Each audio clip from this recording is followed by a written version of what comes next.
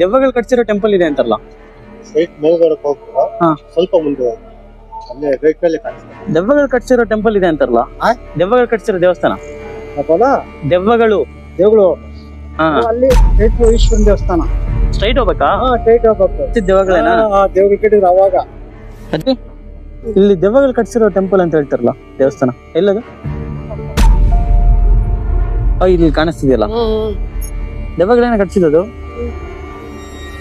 ಆ ಕಾಲದಾಗ ನಾವು ಹುಟ್ಟಿರ್ಲ ಒಟ್ಟ ಹಾ. ಆ ಕಾಲದಾಗ ಕಟ್ಟಿರಿ.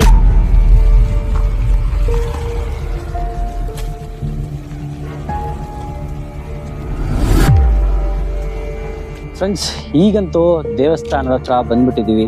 ಇಲ್ಲಿನ ಜನ ಏನ್ ಹೇಳ್ತಿದ್ದೀರಾ ಅಂತ ಕೇಳಿಸ್ಕೊಂಡಿದ್ದೀರಾ ನೀವು. ಸೊ ಈಗ ನಮ್ಮ ಮುಂದೆ ಇರುವಂತ ಟಾಸ್ಕ್ ಏನಂತಂದ್ರೆ, ದೇವಸ್ಥಾನವನ್ನು ದೆವ್ವಗಳು ಕಟ್ಟಿದ್ದು ಇತಿಹಾಸನ, ಕಟ್ಟುಕತೆನ. ಸೊ ಇವತ್ತು ನಾವು